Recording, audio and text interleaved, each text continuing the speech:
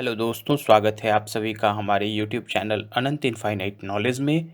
Things to know में आज बात करेंगे विवाह के प्रकार।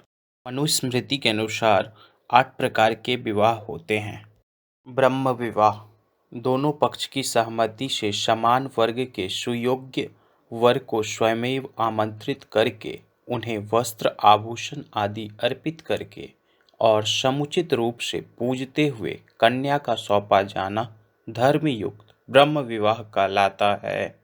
यह विवाह प्राचीन काल से अभी वर्तमान समय तक चलता आ रहा है। इस विवाह में कन्या का पिता अपनी पुत्री के लिए एक सुयोग्य वर का चुनाव करता है, अपनी सामर्थ्य अनुसार पुत्री को धन, आभूषण तथा वस्त्र आदि देता है और अपनी कन्या का दान करता है। सभी 8 प्रकार के विवाह में से यह सबसे सम्माननीय विवाह माना गया है। आज का अरेंज्ड मैरिज ब्रह्म विवाह का ही रूप माना जा सकता है। दैव विवाह, यज्ञादि में उपस्थित वेद मंत्रों का उच्चारण करने वाले विद्वानों का वरण करके तथा अपनी कन्या को वस्त्र आभूषण से अलंकृत करके उन्हें सौंपना दैव विवाह कहलाता है। प्राचीन काल में बड़े बड़े यज्ञानुष्ठान होते थे जिसमें विभिन्न गुरुकुल के ब्रह्मचारी भाग लेते थे। उनमें से किसी सुयोग्य ब्रह्मचारी को चुनकर अपनी कन्या को समर्पित करना दैव विवाह कहलाता है। आर्ष विवाह, एक गाय, 2 बैल का जोड़ा, अन्य कुछ कन्या पक्ष द्वारा वर पक्ष से लेकर धर्मपूर्वक जो कन्यादान किया जाता है उसे आर्ष विवाह कहते हैं। यहाँ ब्रह्म विवाह और दैव विवाह से बिल्कुल विपरीत होता है। उसमें वर पक्ष को वस्त्र आभूषण आदि उपहार भेंट किए जाते हैं, जबकि यहाँ कन्या पक्ष द्वारा वर पक्ष से कुछ लिया जा रहा है।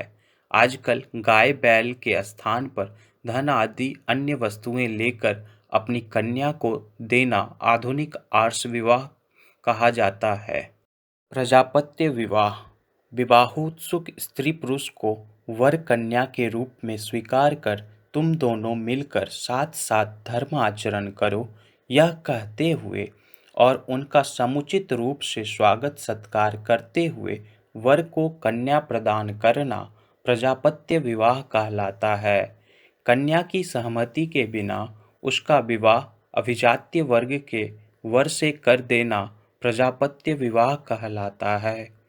गंधर्व विवाह, कन्या एवं वर की इच्छा और परस्पर सहमति से स्थापित संबंध जो शारीरिक संसर्ग तक पहुंच सकते हैं की परिणति के रूप में हुए विवाह को गंधर्व विवाह की संज्ञा दी गई है।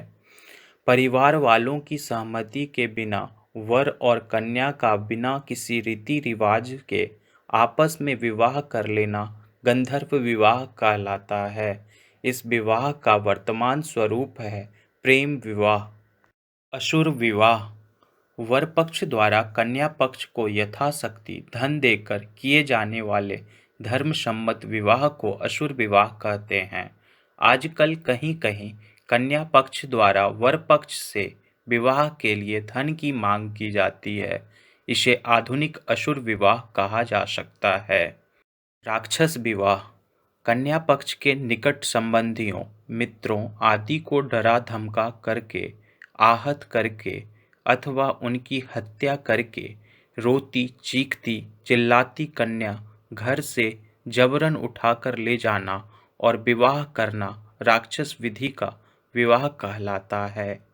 पैशाच विवाह, जब कोई कन्या सोई हो, भटकी हो, नशे की हालत में हो, तब यदि कोई उसके साथ शारीरिक संबंध बनाकर अथवा अन्यथा विवाह कर ले तो उसे निकृष्टतम श्रेणी का पैशाच विवाह कहा जाता है।